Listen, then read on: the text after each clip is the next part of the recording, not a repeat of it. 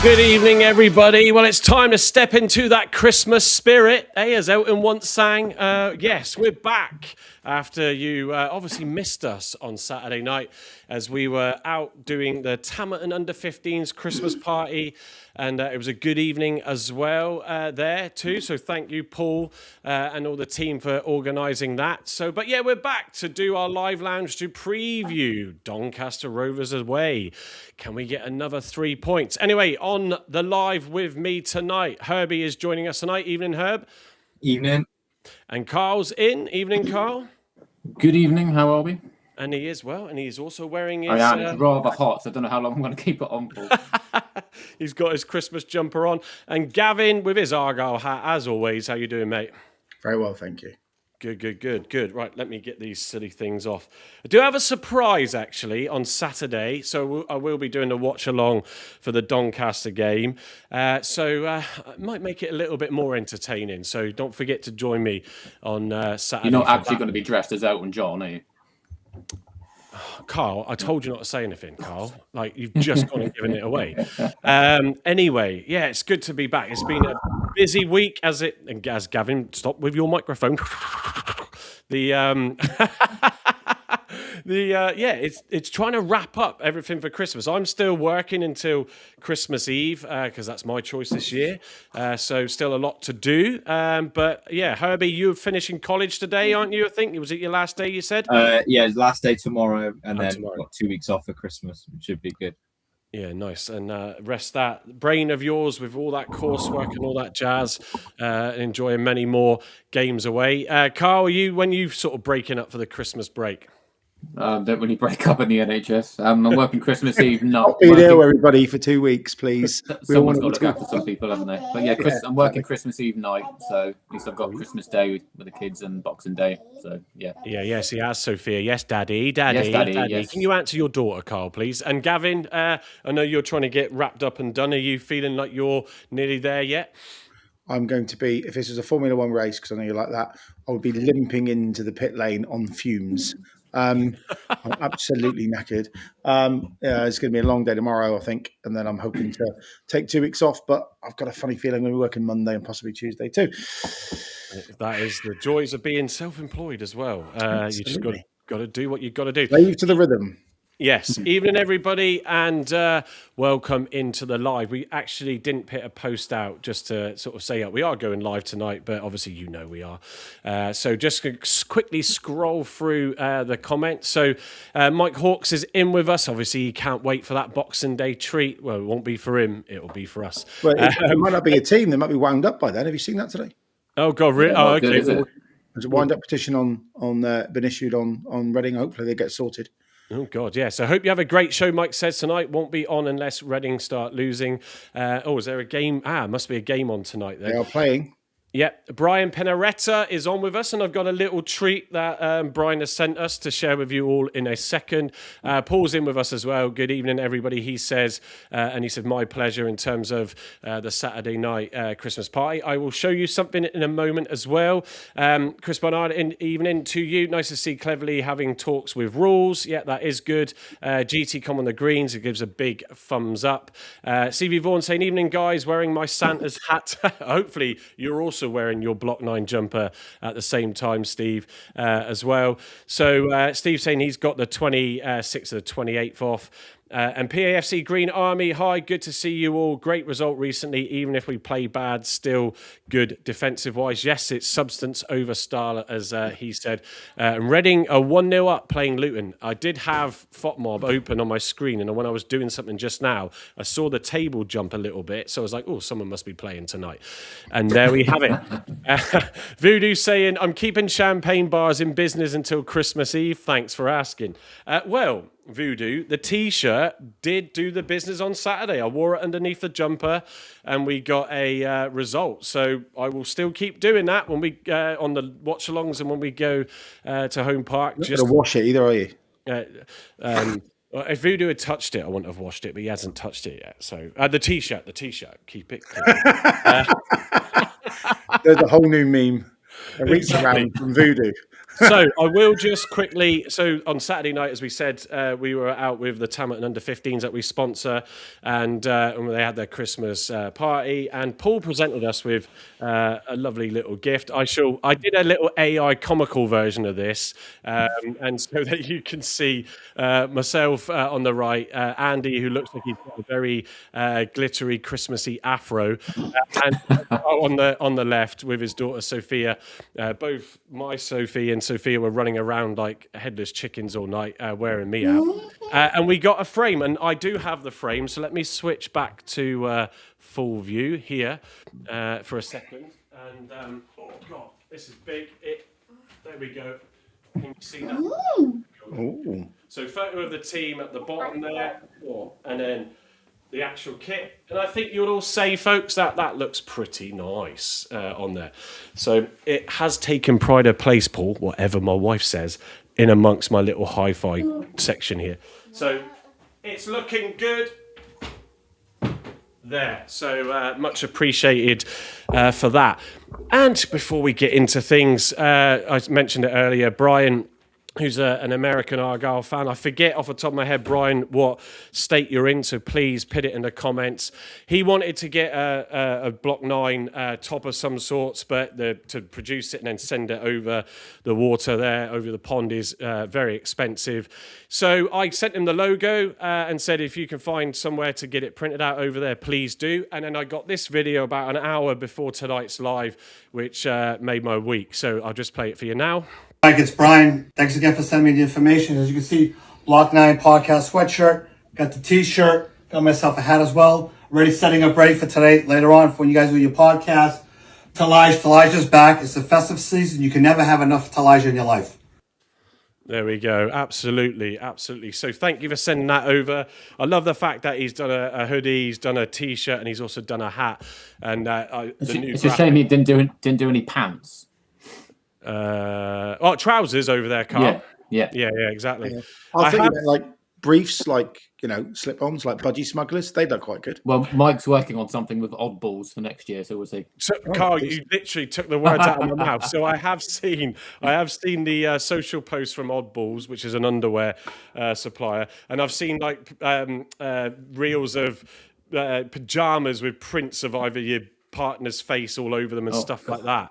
I don't back think or front. The what? Sorry, back or front.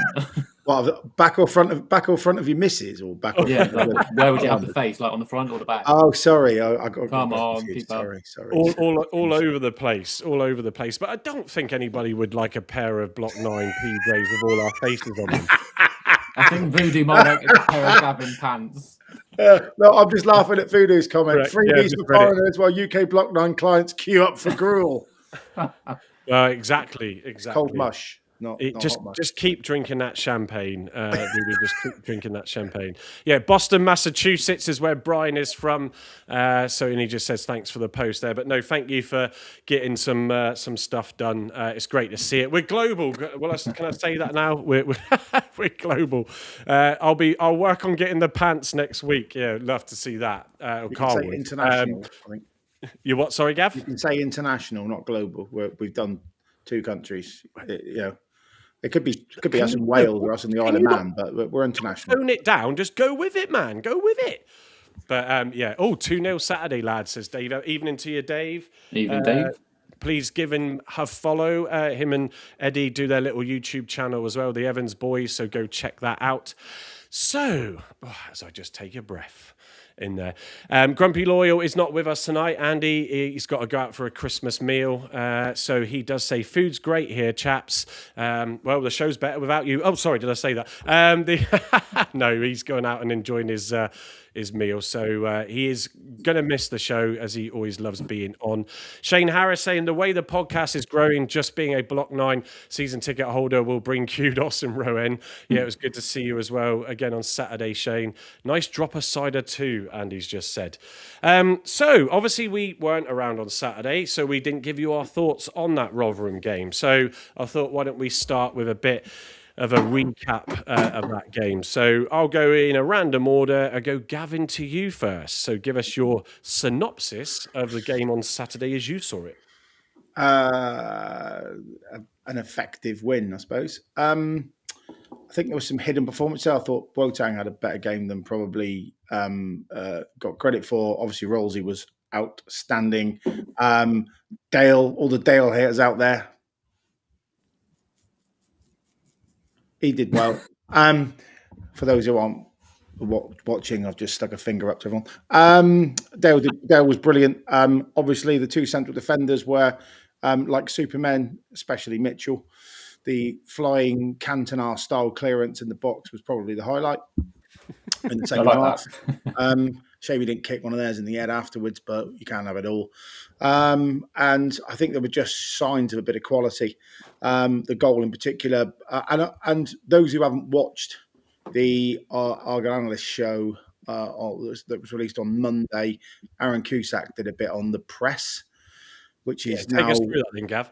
So it looks quite random after several pints of beer and a bottle of wine when you're sat at 3 o'clock, and you think, oh, that's all right. And then someone with a brain sort of tells you how it all gets put together on the training field, and you go, oh, that's impressive. So they obviously had a game plan against Rotherham to give them the ball. So it's a bit Miron, actually. It's a bit Miron ball. High press in a spear and bing, bing, bing as the ball goes across. They were playing the ball back across the back four like we did when we were Torrid a lot. That speared, very quick, very aggressive press worked really well. And it meant that we were, certainly when they had throw-ins as an example, just say 10 yards into our half, we all sat back and allowed them to play the ball back to their back three, and then up we went in a very sort of red arrows type formation, I suppose. Up we went and sprayed and pressed really effectively and won the ball quite high up on the pitch, which was good. And I think they'll probably do something similar on Saturday. All we've got to do now is when we win that ball high up on the pitch, become far more clinical with our advances and putting the ball back in there. However, I will say I'm enjoying Derek managing the team. Says Voodoo. I'm quite enjoying that press. We'd have won 2-0, I think, if Tolaj was on the pitch because the Sennies sort of hits that late into stoppage time and bolt down the right by Such into the path of the goalkeeper with no real composure. I think Tolaj would take a touch and then put it in the bottom corner, and that would be the end of the game, and we'd win convincingly 2-0. As it once we didn't, and we rode our luck for the last 10 minutes or so. But I was very happy at the end of the game. We had 2 successive wins, 3 successive wins, isn't it? Is it 2 or 3? 3 out of 5. 3 out of 5. We'll go 3 there. out of 5, yeah. 3 out of 5. We'll go there. Lost against Bradford, didn't we? We did lose against Bradford, yeah, that disgusting penalty that never was. And the disallowed goal, but we won't go back over old ground. So yeah, I was quietly impressed. I thought, it wasn't one for the ticky-tacky, tippy-tappy lovey of, everything shoey that we have played in the past. But it was a proper game of football, actually. It was like 4-4-2, up your jumper, keep it in the pack. 10-man rugby, no frills, convincing win. So I was very happy. It's my kind of game, that. So yeah, I was impressed. When we start getting prettier by winning the ball further up the pitch, I think we'll look a lot better. But I there were 4 or 5 stalwarts there who've got a lot of league experience who did very well. Plaggy Mitchell. They've all done that one, haven't they? Plaggy Mitchell. So they have Plaggy Mitchell, Edwards, Rolls, Dale were the 5 standout players. Thank you. I think you've left one out there, actually. Oh, and Galloway, sorry, and Brendon. It's only because he's not in my team this week. He's out of my brain. So those 6 were, I think, probably their better games for some time. The experience shows. Actually, think about it. Galloway down the left was outstanding. He put in some really good sliding tackles, blocked a lot of crosses, and we're going to miss him this week. But yeah, it was a nice, mature experience. You can see when you've got, probably 1,100, 1,200 league appearances in those 4 or 5 on the pitch, things happen rather than having people that have, just got mummy's milk on the top lip. So yeah, that's where we are. I was happy, and long may it continue. Yeah, no, good. I think that summed it up quite nicely. I mean, I'll come to you next, Herbie, but just to sort of add a bit in from me. As soon as Cleverly said this post-match, the first 20 minutes or so was so flat, and it was. I think we'd gone from Bradford, which felt quite a nice bit of end-to-end, a bit of energy going on from both teams, trying to have a go at it in that game, certainly in the first half, to, oh my God, this is the most boring, sort of first 20, well, even first half that I've seen in ages. And it was, I was sort of getting a bit frustrated because, Rotherham obviously lost in midweek. They had a less of a day again to rest and recuperate, and the travelling down.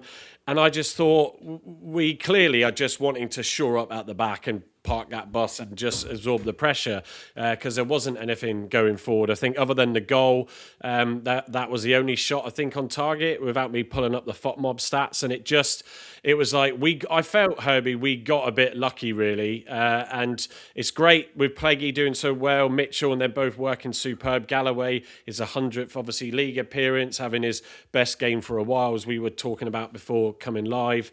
But it's almost like, Christ, that could have been difficult because I didn't think Soranola was great. I thought Mumba wasn't brilliant either. Boateng just seemed to be a bit like off in it, not getting in hard, not being aggressive.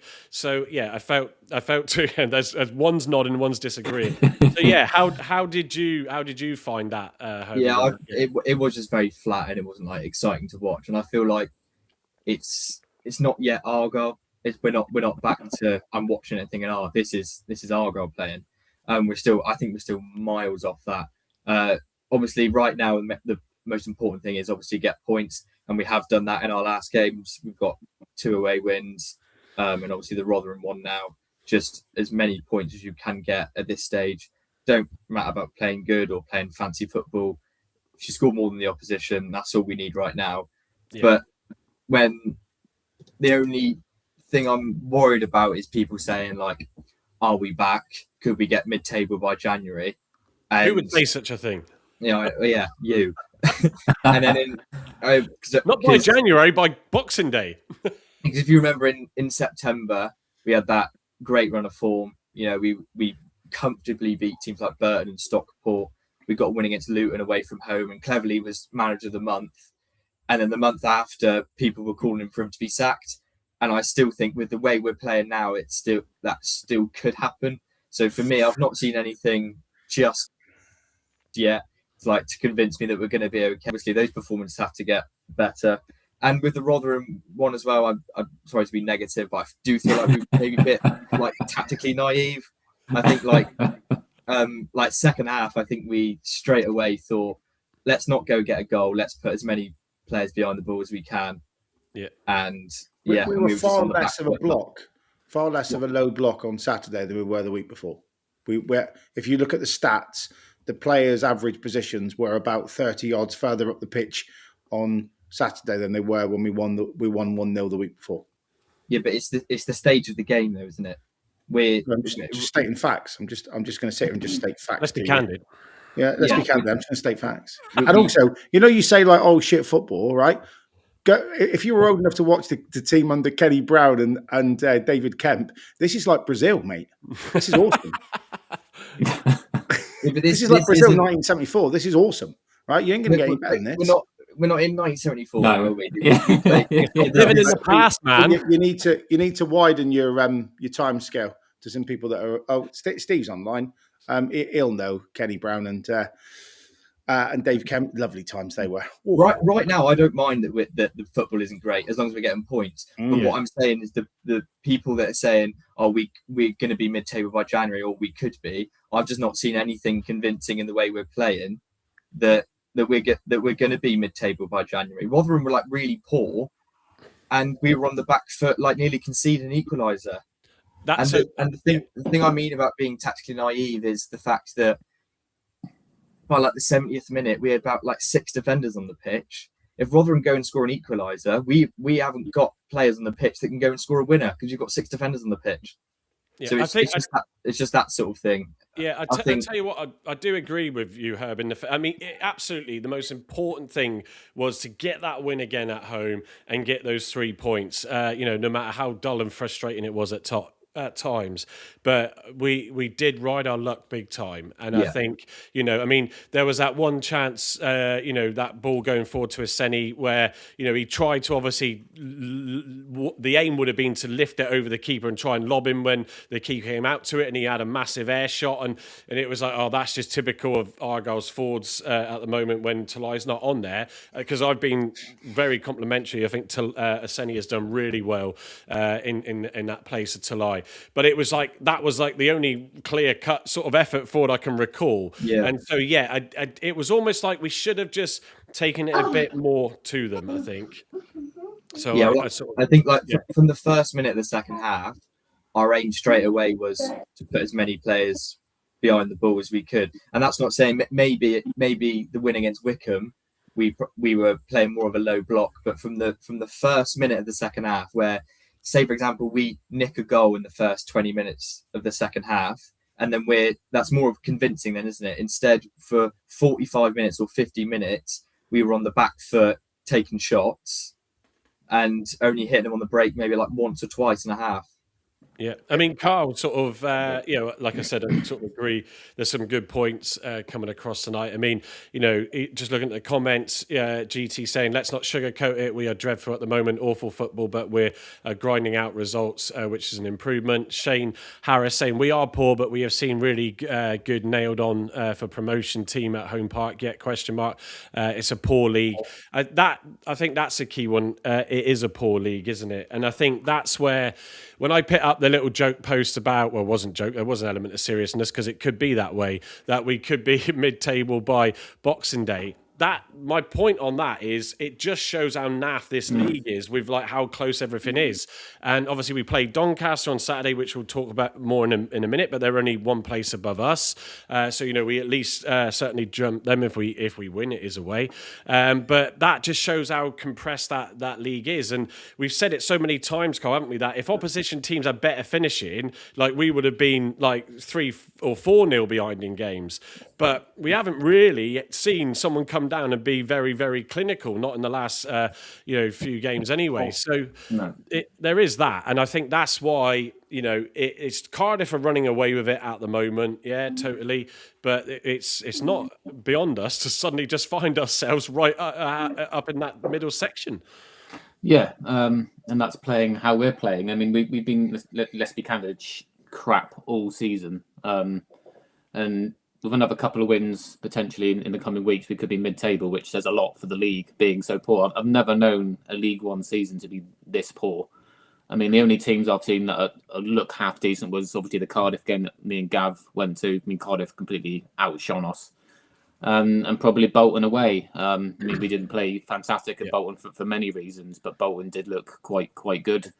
I mean, in some aspects of the game at home to Stockport showed a little bit of quality, but we had more on the day in that game. But there's nobody out there that are a head and shoulders above everyone else, bar that, your Cardiff, really. That's from what I've seen this season. And go on, Gavin. If you can play horrifically badly, as some people have put, I don't think it was that bad. I think it was just robust. I just think it was hard to beat. I just think it was dour football.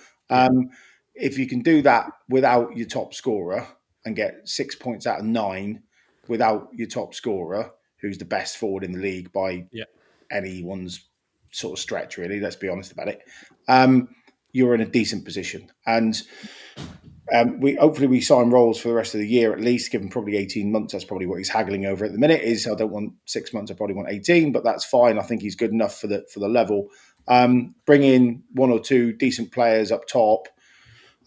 Get Caleb Watts back. Get Mackenzie wearing a green shirt over the whitewash. That'll be a miracle in itself. All of a sudden, you're actually in a decent position because this league is, as everyone said, quite piss poor. I let you into a secret. Yesterday, I backed Argyle to finish in the top 6 at 33. I still need to do that. Yeah, because I think it was 100 to 1 on Bet365. So, to go up, but to just finish in the top 6, 33 to 1. I just thought, well, the league's that bad that if we can win against sides playing this badly, if you can put a run together and add a few players of quality in that team, we should go on a But decent. even putting a run together and playing this badly, it shows that they can still climb the table, Correct. even though Yeah. we're playing crap. Now, But, I'm like a Herbie happy said, we clapper, can. but I think it's a done deal now. There you go. What position are we in the league? 21st. Yeah, So do you not think then from like 17th to 24th that every other team is thinking that? Yeah, but and why can't we? So let me just bring go it and look up. at the league table. That's not what There's I like wanted. 3 points between 13 sides. Yeah, that's what I mean. All of those teams are thinking that we can get into the top 6. I'm And glad we're on the bottom of that pile. Yeah, we are but if you look at the form table, That's what we've I'm won after. 3 out of 5. There we go. There's the form table. We've won 3 out of 5. Everyone else around us is red. A lot of. Yeah, So- and also to add, Herbie, to you, obviously we've got more players come back. Edwards has certainly settled in really well. Rules are starting to settle in. Pleggy has just entered superbly and given more confidence, to the Mitchell and that around him. Because that does when you've got that experience and that there. Benarouz coming back in. Obviously, Watts, folks, was in training and looked like he was properly involved. So that's exciting to see. Amiechi, Pepple. So there is those players coming back, and but on the flip side, we started the season with all those players, and we lost the opening four. We did. But we started with those players that were like shaking hands before the game, going, "Hi, I'm Steve. Nice to meet you, mate. Oh, I'm Jeff. Where do you play? Oh, left back. Okay, great. I'll play right back. Well, we'll see you at half time." They didn't know each other then. It was an absolute shambles. They were all thrown together like a patchwork quilt by some, I don't know, guy who won a competition to be our head of recruitment. So it's much. He fucking did, didn't he? Let's not dress it up. So for me, like the squad's now better drilled. It's playing quite a dire formation. I get that, but you add 2 or 3 bits of quality into that. Tolaj on Saturday will be, I think, a big one. I'd play them both up top on Saturday. I absolutely would. But there's 2 guys now in the team that can sniff a goal.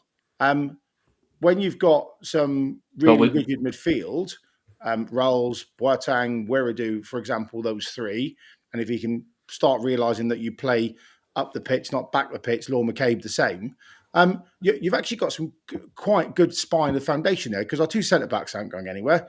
Pleggy Mitchell, between them, are outstanding. So you look at the spine of the team, it's vastly improved. You put Caleb Watts in there, you have a good left back in McKenzie when he finally gets over the whitewash. Although him and I think Galloway will have a very good battle for that shirt when they're both fit. Edwards at right back, really solid. He's not going to play every game, I get that, but you've got Saranola who can drop into that position quite well and deputise. It's starting to feel now like a bit of a team. It probably needs another good striker to sit alongside Tolaj and put pressure on Aseni, and it probably needs one more good wingman the other side of the pitch from Amici to be able to play 4-2-3-1 again. Although we also need a decent number 10 and some attacking threat from midfield, because that's the problem. Let's not forget Tolaj got his red card being based on being extremely frustrated because he was getting no service. We need a replacement to Ibrahim because he's out till February or March or whatever. Don't forget Watts could be coming back. I mean, the way, Carl, we saw that picture in training was almost like, well, he's actually getting properly stuck in. So, he could be suddenly... It's Boxing Day, isn't it? Is his game back? Is that what it was noted as? They said the Christmas period, so... But Boxing Day or it'll be 29th, Wickham. But they're not going to rush him back, are they? They're not going to rush him back. No. Why would you? Especially, I mean, if we win the next 2, that will be, 12 points out of 12 or whatever it will be. And again, the key thing is keeping him fit once we get him back, because obviously he's not had the best injury records before. But yeah, we need to see, once these players come back, once the January window happens, we bring players in, we need to see a style change. We need to be more creative. We can't go throughout the whole season playing as we are. And I'm sure things will change when we get to January, but we just have to suck it up at the moment, winning this way. We've had this debate to death. Bring Teague and Finn into a side that's 8th, 9th, 10th, 11th, 12th, 13th, looking to go forward, where they're going to be, in games with a lot of domination of the ball. Brilliant. Don't bring him in now when it's like backs to the wall and you're trying to scrape 1-0s. But there's quality, around that squad that can come in and do damage, as well as Amici the same, as well as whatever King Derek's got lined up from Uzbekistan's Premier League. I don't know where he's going to get it from. In January for 59 quid and a Tesco for Life bag or something. I don't know what he's going to buy them for, but he'll find someone because he always does. Yeah, I'm going to come to some of the comments because there's a good few coming in. But I think that Voodoo hit the nail on the head. It's sort of like he's pleased Derek Adams is coaching the team. But in the joke to one side, the seriousness of that is the conversation for Derek Adams with TC is just get your defensive side sorted. Just look, it will be crap football and the fans might moan a bit about it, but you just got to try and get those results and pick up a point here. If you can, get 3 points there, because it's so important as well that we get to January in a reasonable position, because then that helps a little bit when we might be fighting other clubs for players and their attention. So, and I'm I always like to look on the positive side, but I think, it was great to see that image of Watts, like it was to see Amiechi the other day, and obviously Plaguey when he came back in, Edwards and all that lot, because you suddenly realise that actually, do you know what? Yeah, we've missed a few of those guys. It took Edwards a little bit longer to get back into the game of things. Rules, clearly, because he hasn't been involved in any matches since he left Cardiff. So it's just good, and it's breeding competition on the bench for spaces. So that should get the best out of everybody. Right, in the comments, just let me get my mouse off that. From earlier, we had Dad the Janner. Evening to you, say. Let me just put it up on screen. I found you guys after feeling low after the Northampton game, had avoided podcasts in the past, but you guys are great. Now you are firmly highlights of my week. So thank you for that.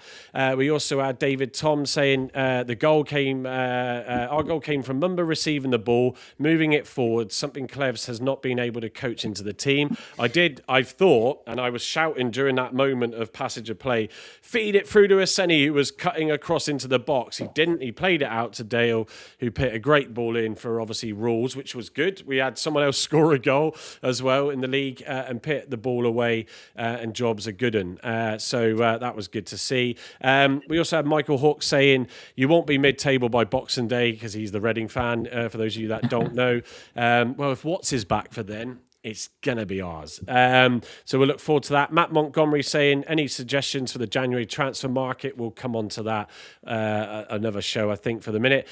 Brian also saying, if we keep clean sheets over the next few games and decrease our goal difference into positive numbers, it will help us out. Yeah, that's another angle to look at that. Stevie PAFC, 217 PAFC, if we could drastically improve our pass accuracy in the final third, we would be a very different team. We average around 65% accuracy, but that is a false figure based on the backwards and sideways stuff. Yeah, it's not been in high for a while, for sure.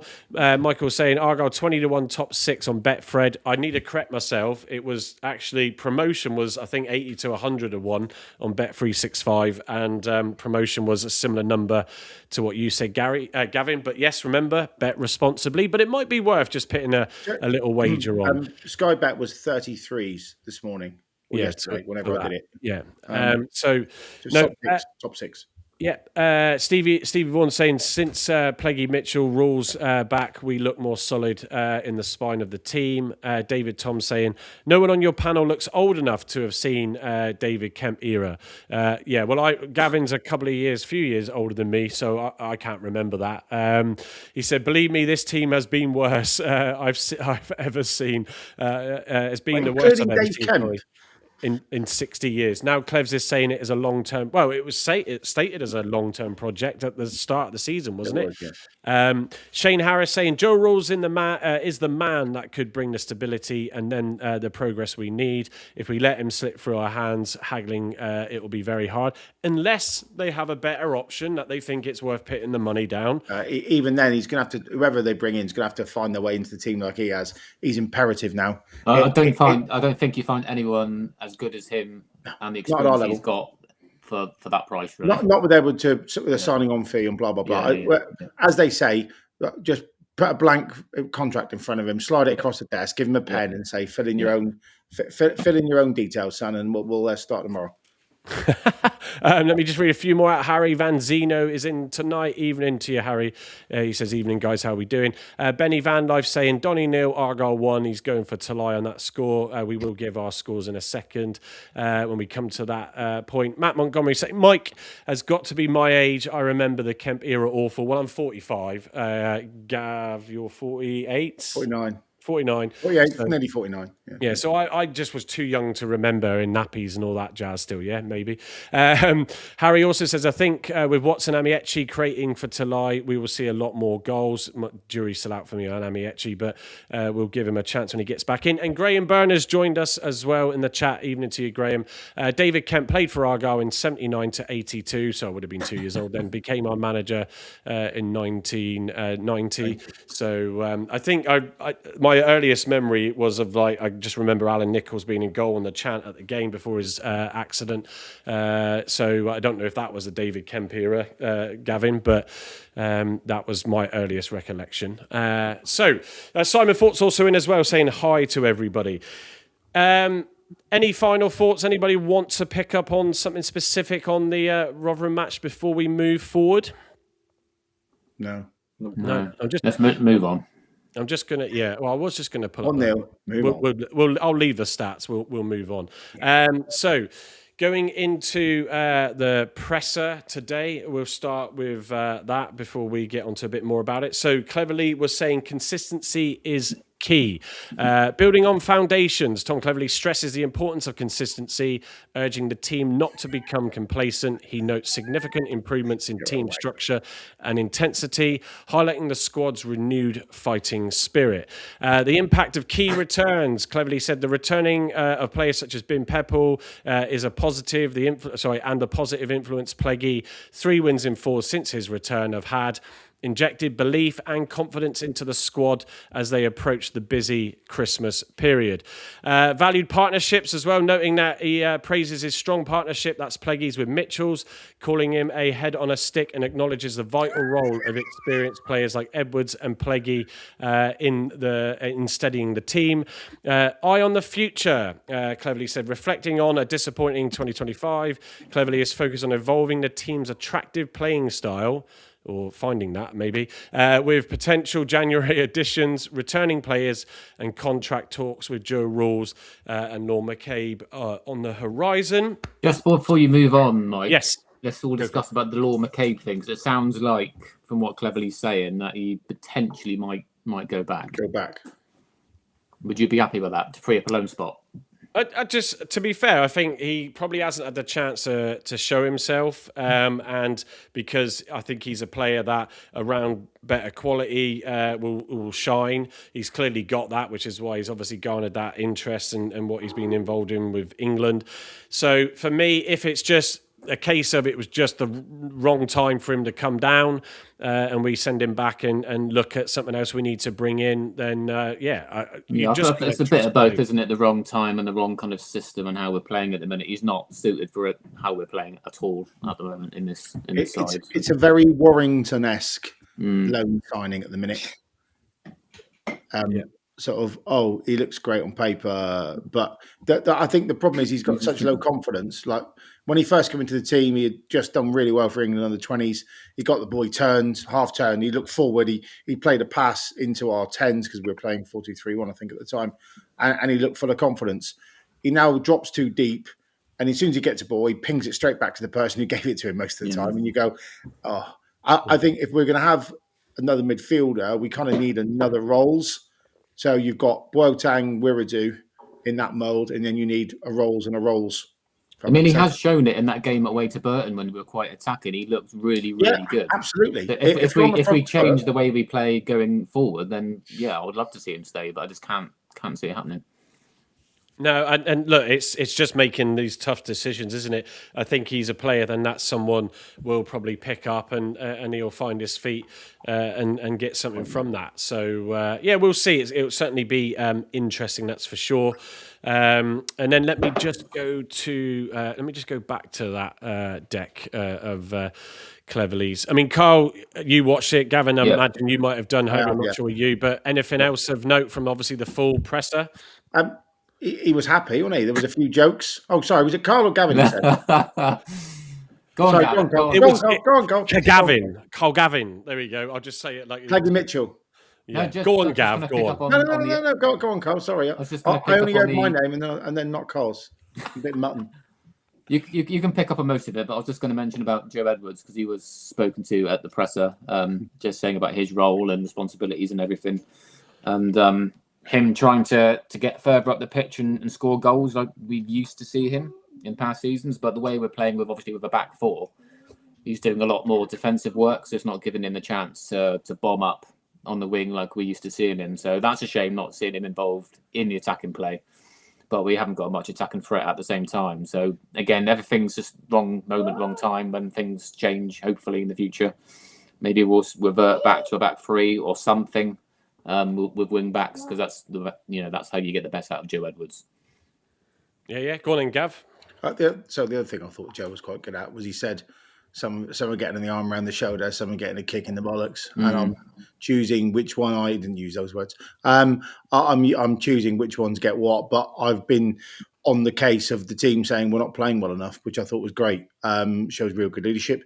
He's obviously very well respected. I love how he said it's my club as well. It's my club. Yeah. Love it. Absolutely. Yeah. And he called himself an Argyle fan in it as well, which was really good. I thought Joe spoke really well, but he always does, doesn't he? He's always giving you an 8 out of 10 at a press conference. He's very good at it. Even when times are tough, he's very honest and very robust, and he's a clear leader. There was one thing I brought at TC. There was a couple of giggles and a bit of smile, which was nice. Especially when I can't remember the guy who speaks third all the time. I think he works for one of the TV channels. The one who always asks the silly questions. Gave him one, and there was a bit of a smile back on his face and a bit of a chuckle, which was really good. Obviously, TC's turned around and said we're not playing well enough, but we need to win football games. And I thought the one thing that I took from memory is the whole how we're preparing for January, and that Derek's very clear and very decisive, I think he said, with what we need to achieve. And he's moving. Any news on Keith 4.0? He's had more bans than I don't know anyone else. He was basically said that TC had been really decisive with the whole recruitment element of the piece, and with him and Foxy, they've been working collaboratively. But there was a firm plan. We know exactly what we want, which is why I think someone like Law McCabe is probably surplus to requirements, because it's going to want to be far more rigid in the middle of the pitch rather than having luxuries. I think someone like Caleb Watts coming back can sit in that middle of that attacking threat and move us forward. But I think the rigidity, if we're going to play 4-2-3-1 when we start playing well again, you're going to need 2 rods of iron sitting in front of that back four, aren't you? So he won't be one of them, I don't think. As a 6, he's more of an 8, and Caleb Watts is a much better player than he is. So who knows? But it was quite a lighter mood, as you can probably imagine. And the other thing he said was his family are coming down for Christmas, so Georgina will be in town with the kids. Which, yeah. Well, that's good. You don't. Obviously we could end up being awful on Saturday. We won't be though, and all that stuff, and you suddenly go up and down again. But no, I think I definitely feel more relaxed. It's good that he's feeling more relaxed. It's a lot of like we said before, gets quoted that he works hard and is very busy with a lot of things, and sometimes he's also a very nice guy. I don't know if that's been mentioned yet. Well, yeah, exactly. We're all nice guys. But yeah, so I think, Mark's saying as well, McCabe, he's saying, even Mark, let McCabe go back. Not right for us. Too small and no muscle. Plays back and square. We don't need any more like that, despite pantomime season. Mitchell has already highlighted the dwarfs. Voodoo saying, a leader surrounded by fools with regards to Joe Edwards. Yeah, and Dave Mortimer, it was evening to you, Dave, saying, any news on Key 4.0? I don't go on Twitter much, but when I do, I always laugh at seeing Dave giving jibes out as usual. Tell you what, with Reading going 2-0 up, Luton aren't in great form, are they? Is that what it is now? Is it? Yeah. Oh wow! So then Mike will be happy as he's trying to keep an ear on this and the game. Oh, there you go. Look, getting 2-0. Just as I say his name, get in 2-0. You got to lie back. Our talisman Marriott just scored. Get in. We do have to see, Mike, if Michael Hawkes can come on for the To be fair, game. it's a good shout. That'd be great. Andy has spoken to him, and I believe, Mike, you are. So I'll just segue that now, actually. So in terms of the seasonal festive period, in terms of the agenda, folks, so where you can catch your favourite podcast, of course, over that festive season. So I'll be live myself on Saturday for the watch along. So join me if you're not going away like Herbie is on that one, as he joins the Banana Bus boys, Jason, Pye, and Sam, and everybody on the bus. So that'll be good Baptism fun. of fire for Herbs. Well, then I think the plan is, and I think we've all agreed this, but the Tuesday the 23rd, we will do the live lounge preview, and then obviously the game on Boxing Day, and then we will go live on the Saturday.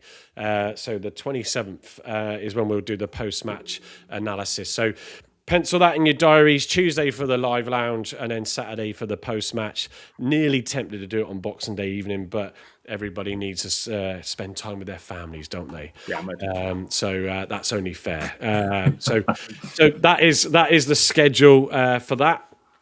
So I'm just going to quickly, actually, let me read a few more comments that have come in.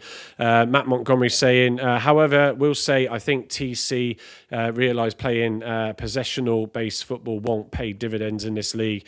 Best to have ballast and brawn in this league. So there's a view from him. I'm just going to go back to this screen share a second, just to pull up the Doncaster stats. So they're head-to-head, as you can see there from FOTMob, 4 wins, 1 draw and 5 wins to Argyle over those last 10 games. And we can see the results in front of us last time we played, January 29th, 2022. Away, we won 3-1. It'd be nice if we could match that again. And then 2021, the year before that, we beat them at home 2-1. And then there's the other ones you can see. I didn't realise Paul's son plays for Donny. He's their top scorer. Whose son, sorry? Paul Bailey. Never mind. Okay, was that a joke, was it? It was a joke, yeah. Right, it's just terrible. Sorry for. I mean, if you're new to this, Just keep up, Michael. Keep up. Keep up. Dodgy jokes. Anyway, I'm only joking. So, in terms of the league position, ladies and gentlemen, there we are. 20th for Donny, 21st for us. That's live. Look at Reading. Look, they've just climbed the mountain. Yeah, well, that's what I mean. One win, you're mid-table, aren't you? There you go. There you go.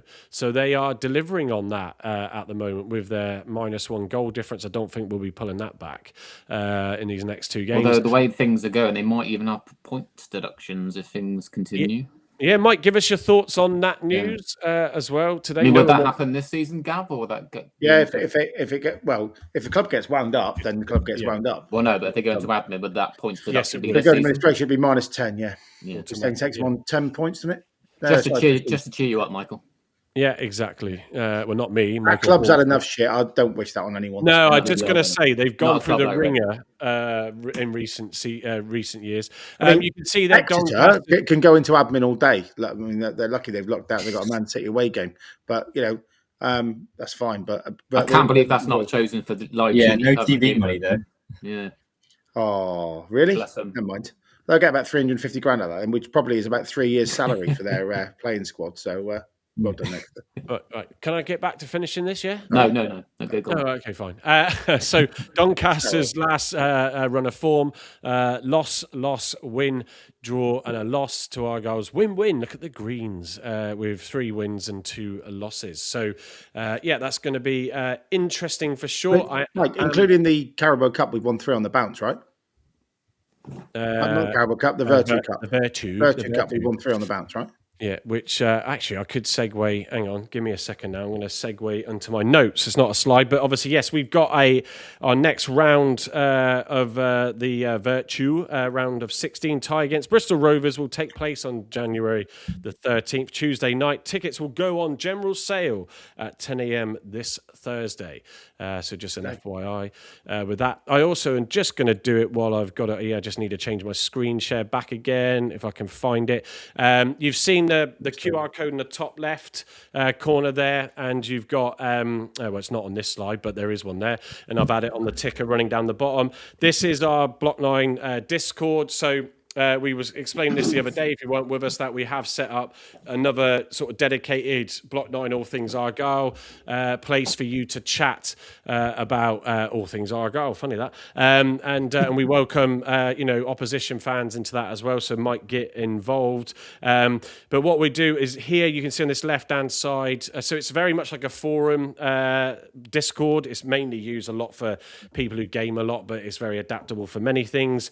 You can see we've got a match day chat here. So if I sort of click on it, we started one off with Rotherham, and you got the match day one there to do with the Doncaster game. And I put a bit of a post out, and you can comment and reply, share your thoughts, share your teams as well. You can post images in there. Match reports as well we've got in here. Oh, where is it? It's just crashing. Herb does really good match reports, don't you, Herb? I've just yeah. Where do you share those, Herb? Yeah, Abs, where are your match reports? Yeah, I haven't seen for them. ages. Does share, are you doing it regular now, or is it just as and when? Here he puts it on the banana bus. Honestly, it's just when I can be bothered. Oh, yeah. Once upon a time, you were a keen young man. Yeah, well, You got Finley's sour obviously with better than age. So Herb is an aspiring sports journalist. I don't know what happened there, but I've lost my screen share, so I'll leave that for now. So he is. You're actually studying journalism or sports journalism? Yes, I am at uni next year. Yeah, so big school. You patronising twat. Oh, big school. I never. I didn't go to uni, so fair play to you, Herb, for that.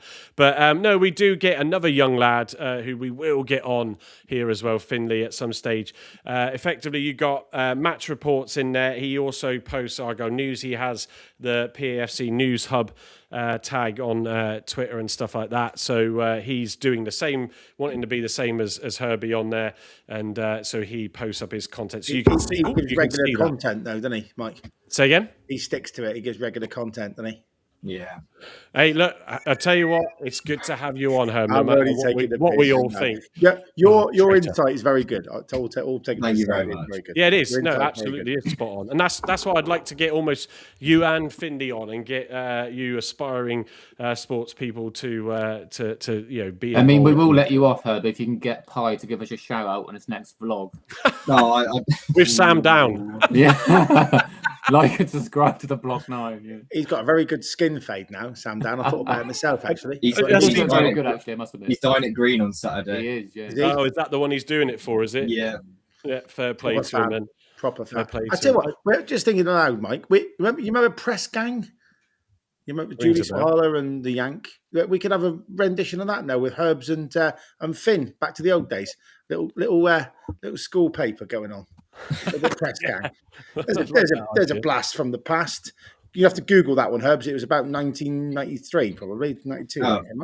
We'll pin it on the notice board in my room here. But on yeah, the notice board in the sixth form common room. that's it. God, yeah.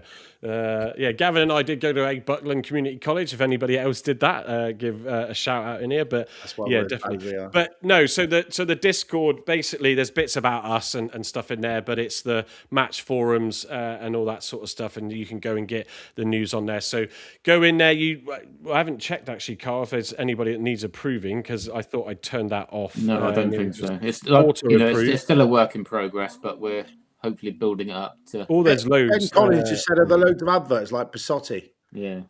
No, there's none of that. So we just wanted Or to the create a BBC version. modern space, modern place where you can all come off the social platforms that I know a lot of us get a little bit tired of these days and go and share your thoughts. So, we'll be patient with it. So please equally be the same as we just grow. Laura's just dropped in. I don't know if she's commented before, but I just seen it ping in front of me. So good to see you in. She lives in Canada. So like we said, 2 countries now. That's sort of global, right, Gav? Now we're fully global. Yeah. We've got 3 countries. So Laura says, just logged in. Any news on Dale for Saturday and injuries? I think he's just got a sore backside, Laura. It was proper right in front of Block 9, and he just chased a ball to try and keep it in play, and he just sort of slipped as he backheeled it, and he went smack on the deck. I felt that even from my seat. So yeah, bless him. Hopefully he will be okay. What else have we had in the comments? Let me have a look. Macaulay Longstaff available to get out on loan in Jam would be a good addition, says Stevie Vaughan. What else we got here? Mark says this league is so close now, and I believe that we will soon be top half. Now we have more experience regularly playing. That's it. It's all coming back in the squad, and hopefully we don't, touch wood, get any more injuries. Surely this bodes well. Rules and Dale are key. I agree. Matt Montgomery also saying, keep saying as a number 10 is to approach Oxford for Tyler Goodrum. They all stated that he wants to go out on loan. He wants regular football too. Yeah, could be an option for that. And who else just drops in? Ben Collins says, drives me nuts. I don't know what drives you nuts, Ben. Have I missed the that? Adverts, I'm guessing. Oh yeah, thank you. Yeah, it does. Yeah, but in fairness, it is what helps pay towards the site and all the donations and that on there. It is quite heavy with it, but it does help towards that, of course. And Lox9 2325 says obviously you can upload stuff as well. You can. So yeah, put your images on there like we do. We'll come to them in a minute. The formations, etc. So just share that. Look, let's see where it goes. And obviously, in the long run, we want to try and stream from there as well, don't we? When we get enough. Yeah, we'll still stream here. Well, we're also streaming. Stream from it, yeah. Yeah, sorry, yeah. We're also streaming to my LinkedIn as well, which I did the last 2 live. So if anybody's watching on there, that I know through my business connections and evening to you. So yeah, we're just wanting to do a few more bits and pieces, really. Right, so let me get back to, you already did Edwards' bit, so I don't need to go on to that. Let's just go to your lineups. But before I do that, actually, just a little reminder, if I can get my mouse to work, is don't forget to subscribe. So yeah, we are like 7 subs away from 500 on YouTube, and it would be great to try and get it over that mark. So if you're not subscribed to us on YouTube, please do so. Just tell everybody. Look, even if you don't watch it, just go and subscribe it and help us out with as we grow on that channel. So it's please do that. And of course, wherever you're watching us, there's several of you on YouTube, decent amount of you there, also on X, Facebook, etc. Then make sure you follow and share and the word of the podcast around there too. So yeah, let me come to eeny, meeny, miny, Carl. So, as his daughter comes to disrupt him again. Distract him even. Hello, Sophia. Good dancing on the weekend with Sophia. Oh, they did absolutely tire me out. So, Carl. To be honest, I can't remember much of the party. I had far too many ciders and JDs and Cokes by the end of the night. Guys, he had like 4 pints and he was on his backside. So, go on, give us your lineup that you've got on screen there, Carl. So yeah, keeping the back 4 the same. Obviously, Galloway's off with Zimbabwe, so we haven't really got many options there. I don't think I'd rather disrupt the back 2 by moving one of them out or bringing Such in and moving Edwards. It just doesn't work. So surely it's a perfect time for Benarouz to get some minutes. Maybe you would go for Sorinola there from the start and then bring Benarouz on, but I think just give him a shot. I think he deserves a go. Midfield, obviously, if Joe Rawls can start another game, would be great because he's really changed our dynamic and his experience, and obviously he's got a little bit of eye for goal as well. I would like to see Wiradu next to him because I think Boateng's been off it for some time. Yeah, he was okay last week, but he hasn't shown the heights like he did earlier on in the season. I think Wiradu showed what he could do in midfield away to Orient. I think Dale picks himself really on that side at the moment. I still think there's more to come from him. He seems to be quite decent at defensive work. Never stops. He's like another Joe Edwards, really defensively sound. Never gives up. Always gives 100%. He just sometimes lacks that killer ball. I know he got that killer ball in the last home game for the assist for Rawls, but I think he can do a lot more. And I don't think Sorinola's done enough to keep his place, so I would go for Patterson on the other side. And then I think it'd be harsh to drop Owen for Tolaj, so I think it's a perfect opportunity to stick him up there with Tolaj up front in a 2. Although Tom did say that could be an option going forward. I don't know if he'll do that on Saturday, but I just would like to see both of them start together for a few weeks to see if they can get a good partnership going. Yeah, don't disagree. Herbie, what's your thoughts on Carl's lineup there? I wouldn't change anything from it. That's probably exactly how I'd do it as well.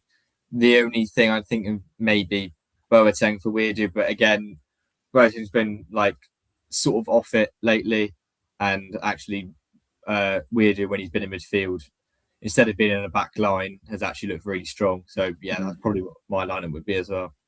Yeah, I'll come to Gavin just on the Boateng thing. That I don't know if it's because we've gone that bit more defensive where he's not enjoying it or not as settled. But and I've loved how he did start the season. But what I found strange, I just picked up on Saturday is I said it earlier on, is he just didn't seem to go in with any aggression to try and win the ball off players. It just seemed to just be stepping off a little bit, and I'm like, come on, get in there, be aggressive. Cleverly said that before. We got to not be nice and get in there and just, pit some hard tackles in. And I know, Gav, you shook your head earlier when I brought it up, so absolutely bring the point up now. But I just think, what's going on there? Because he's not a small dude. He's got some brilliant ability. Just get in there and absolutely give some welly in the tackles and rile up the opposition. Yeah. So, yeah, I'm not disagreeing with what you're saying. Sorry, my lights just turned around for no reason. I thought you wanted a high five then. Sorry. No, it wasn't high five. No, my the wife's been playing with my lamp and it moves itself. Anyway, this is what it is. You don't need to see my ugly mug. I think some of the deft stuff he does has been a couple of balls in the box in behind, which I thought have gone really well. He's been really good in the air defensively in our own box. You'd think so at 19'3" or whatever he is. I think he's 6'4" and he's 6'5". But I think he's still playing well. I think he's playing differently to when he did in September when he was by far our standout player. But he's not playing badly at all. I think him and it's about partnership, isn't it? So if you look at the bond, they must have blood brothered it that Pleggy and Mitch have done. You need to keep these partnerships going. Now I know with Christmas you can't keep the partnership going if you're playing every 3 days, but I think Boateng and Rolls have got 2 games on the bounce now. We've won both of them. They're both playing very well. You keep the partnership. I think when Wiradou comes on though, as he did on Saturday, he had a lot of energy. He was haranguing, harassing, winning the ball back. He's rangy. He's a bit Panucci Kamara in that middle of the midfield. He sort of breaks the play up. Then he doesn't do probably as well as drive the ball up the pitch. But I think Boateng should stay in the side. It's my team. There we go. I was thinking why it's changed. I was looking at something else. I was going to say I would definitely not be having someone else remember in mind. No. Go on. Yeah, give you reasons. I've kept Hazard in goal. It's still a toss up, but when you're winning and keeping clean sheets, you've got to keep the keeper that's in. The first 3 of the back 4 pick themselves.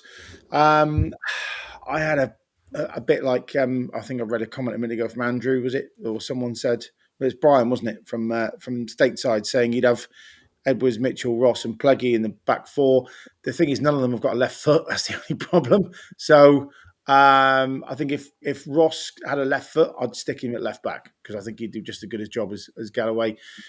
I was really tempted to put Pleggy at left back because he has played left-sided of the 3 before, and put Ross in the middle. But I think those 2 are playing so well now; they seem to know each other's rhythms and patterns so well that you can't break that partnership up because it's so effective. So I've stuck Matty Saranola at left back, who I thought last time we played there had a reasonable game.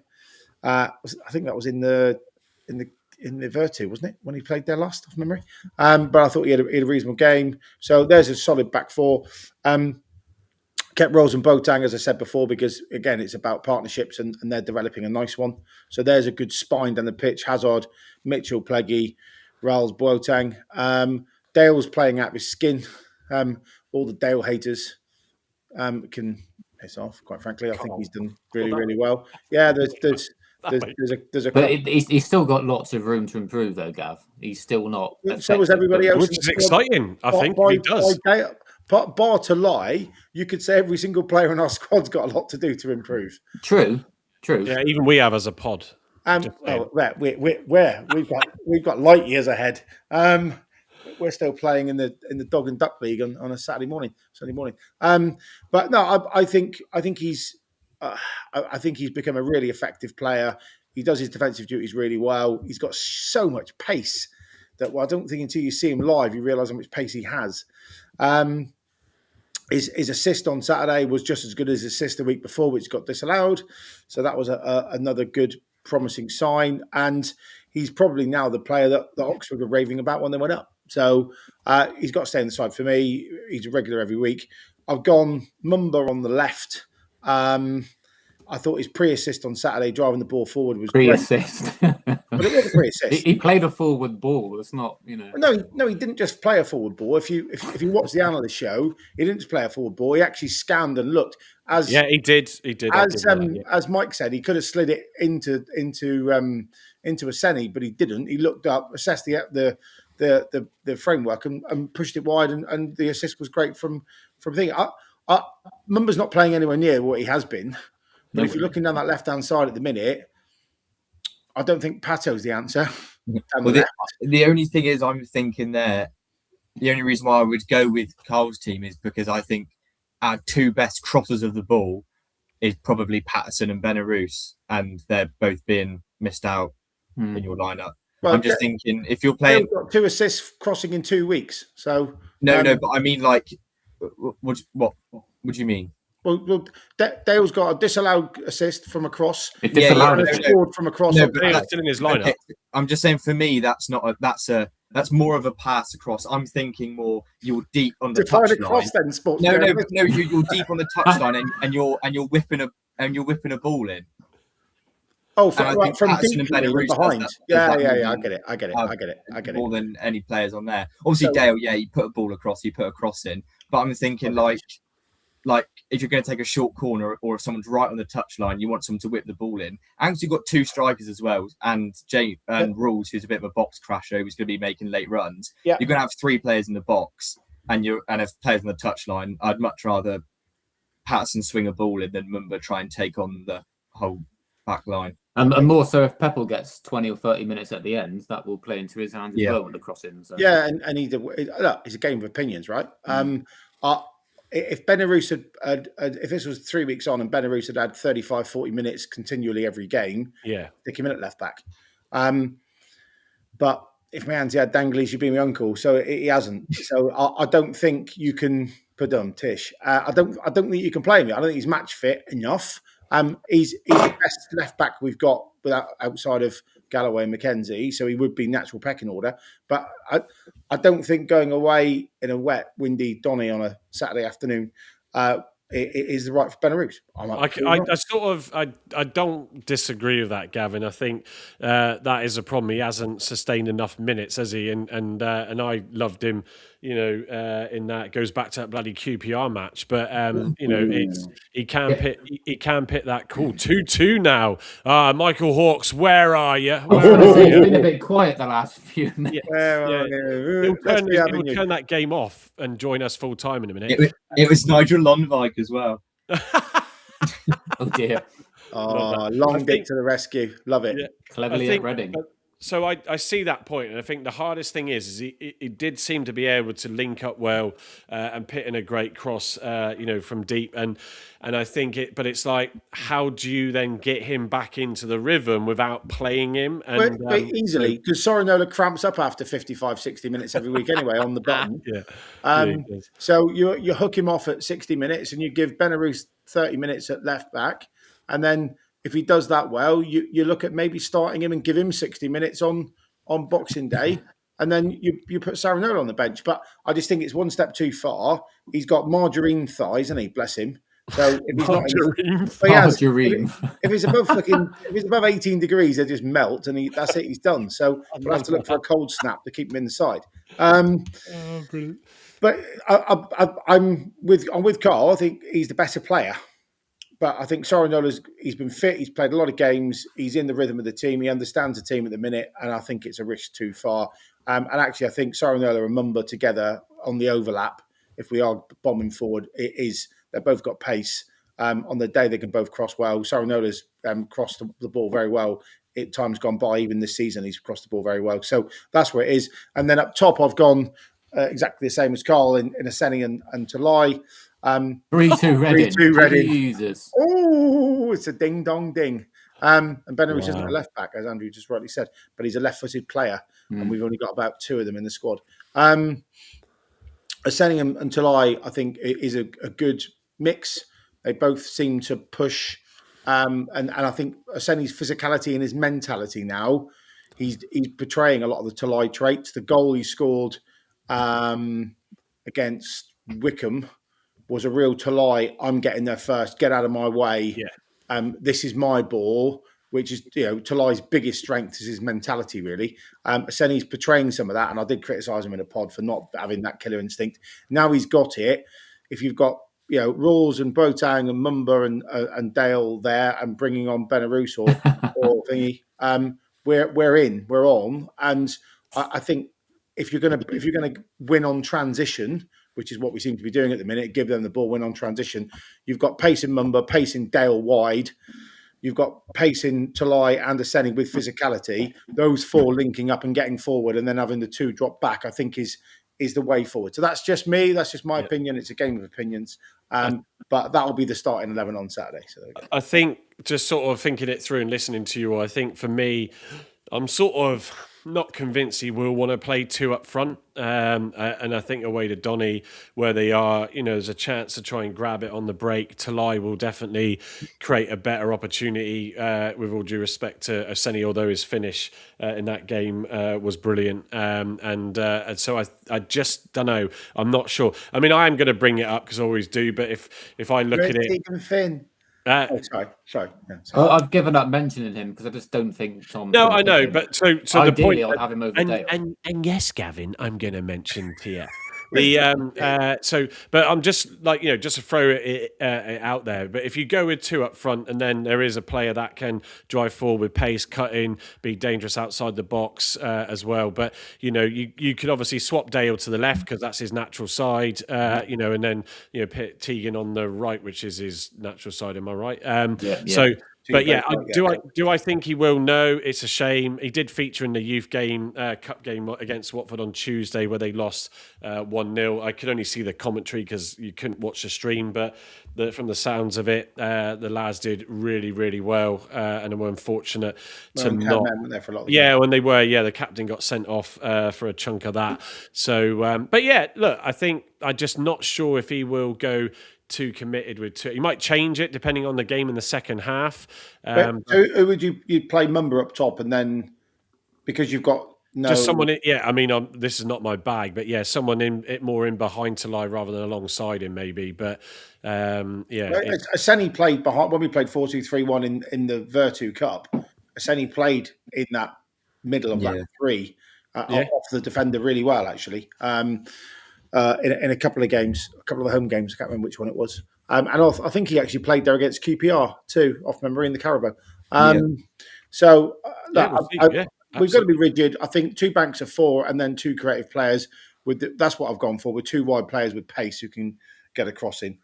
It's certainly, if anything, gents, it should certainly, sort of give Aseni should feel a little bit more confident. Tolaj, might hopefully feel a little bit more. I don't mean this to sound wrong, but more sort of like, okay, you've come in, you've done a great job while I've been out, and let's work together and let's try and make something happen. So that should be quite. It's just nice having options now, isn't it? We can actually have a discussion about certain players in certain positions. We didn't have that a few weeks ago. No, exactly, and this is the whole point. It's quite strong, then, isn't it? If you'll have Pato, you'll have Such, you'll have Michi, you'll have Wiradun, I hope, Peppel, and then Lucas Ashby-Hammond, McKay potentially. Sorry, I was going to be sick there for a minute. Spike, I went to argue, but a few years older than Mike. Mr. Caddy, God rest his soul. What a man he was. Michael Caddy. Anyway, we've got a lot of strength and depth. So there's going to be a couple of players left out on there on Saturday that would normally be in and around the squad. So and I don't. If I'm honest, Carl, just with what's on the bench and what he put on there on the weekend, I don't think Finn will see it. Sadly, but it's a massive shame. I just don't get it. Whether we'll see any difference when we start to play better.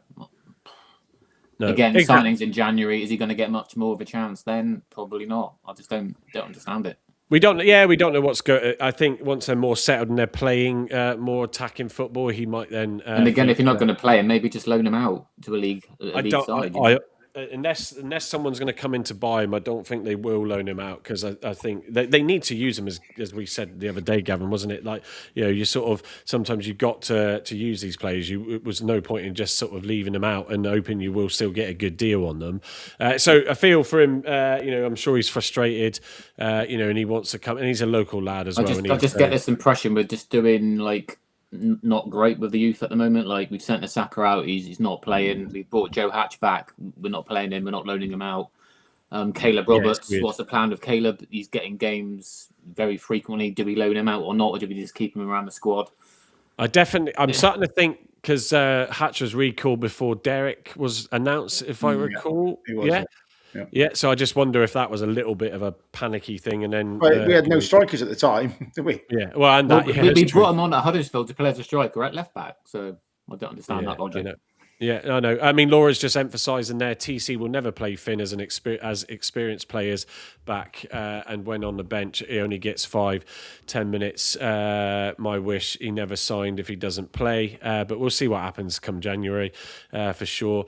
Mike Hawkes went off back to watch the game. I've just put it up on FOTMob now, it's 3-2, 83 minutes in, so I think this might end a draw come that. So, let me just see if I've got anything else on my notes. There are 900, of which Herbie's one of them, travelling up on Saturday to the Eco Power Stadium.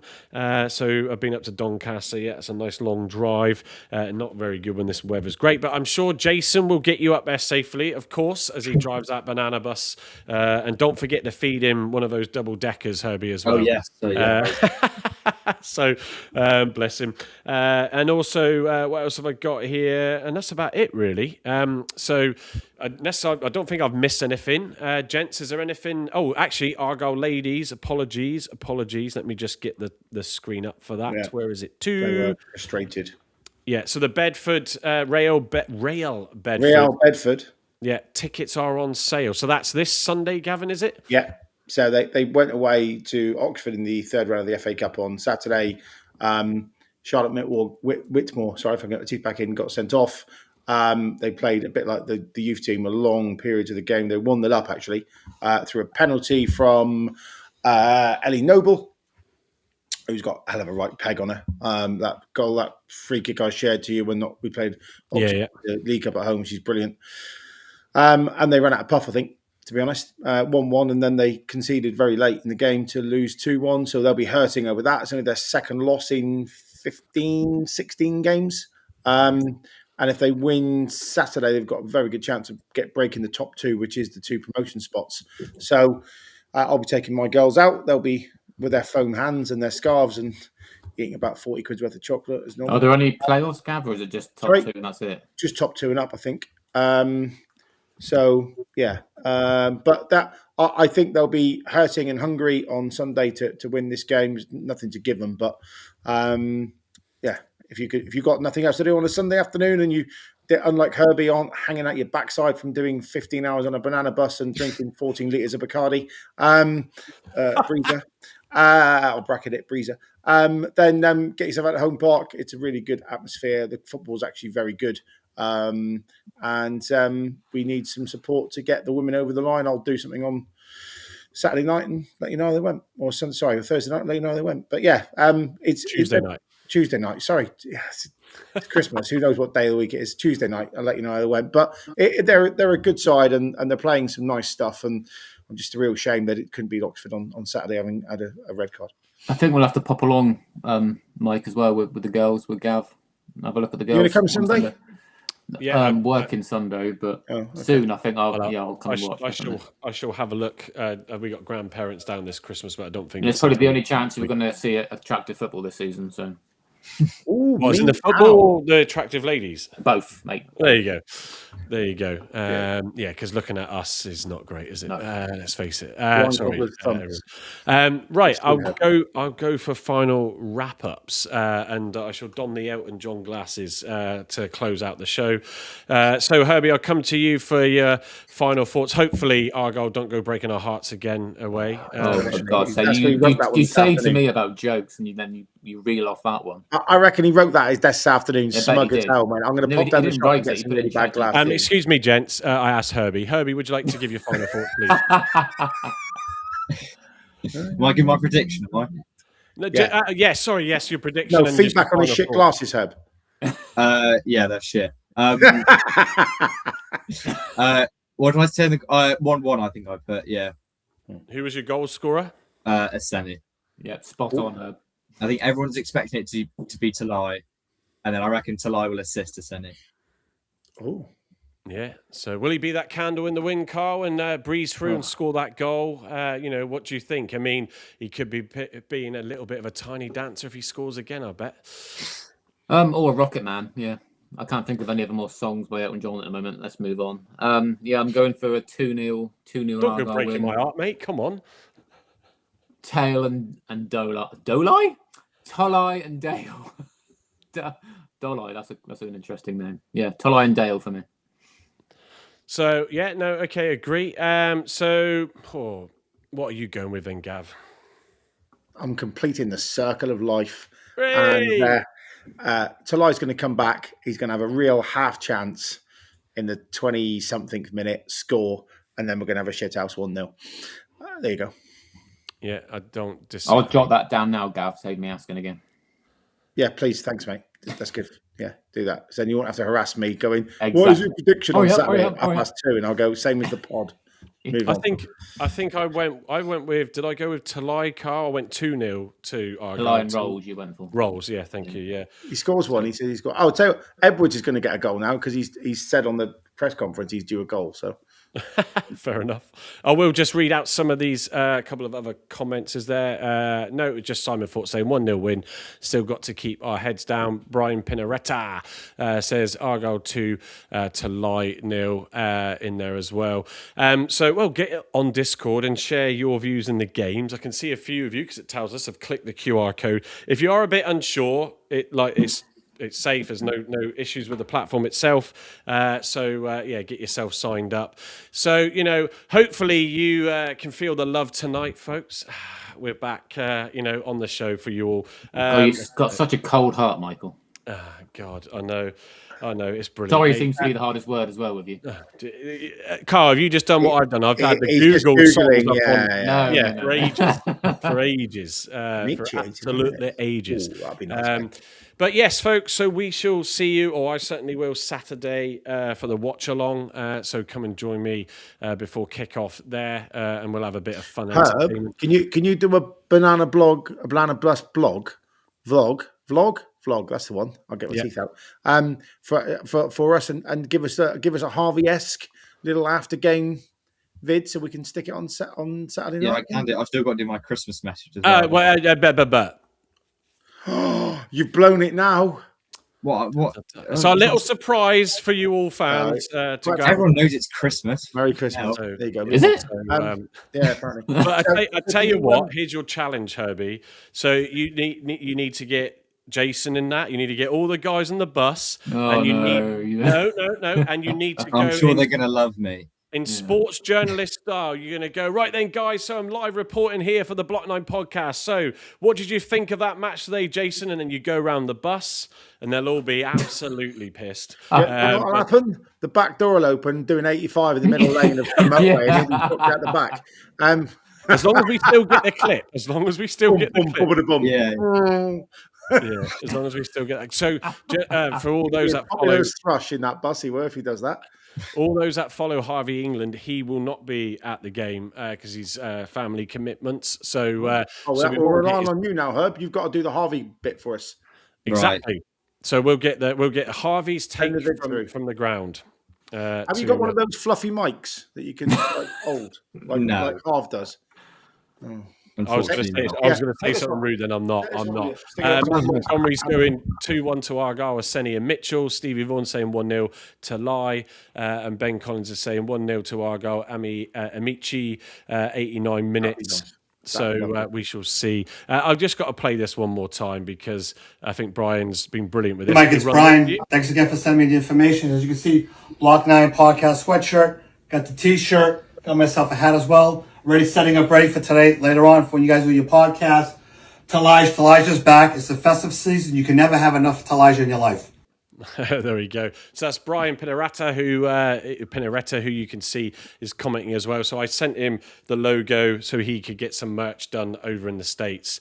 Sorry, Voodoo, you still have to wait in the queue. But yeah, it's...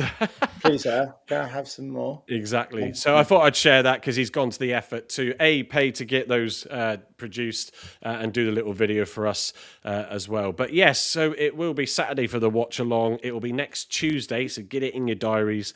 Where we'll do the live lounge preview for the Reading game, and Mike will get him on. He did say to Andy that he would come on earlier in the week, so we will get him on. That game, the score in that game is 3-2 with 93 minutes on the clock. So can they hold out for that all-important 3 points? We shall see. What have we got here? Simon Foote saying, as long as we get the points, and Matt Montgomery, at least he did not say awesome. What's he referring to there? What have I missed? Don't know. Anyway, Americans go awesome. I see. I can't do it. I don't. Is this a good American accent? I don't know. There's so many different. Anyway, but it's good to see you beaming in from Boston, Massachusetts, Brian. Absolutely. So other than that, folks, thank you for joining us tonight. It's good to be back on. I shall be wrapping this up immediately after for the podcast channels. So hopefully we haven't blown out anybody's ears on who listen in post. But thanks for all your engagement tonight, everybody. We shall then hopefully get a result on Saturday. Come and join me. I'll have it a bit festive and fun as always. And we'll look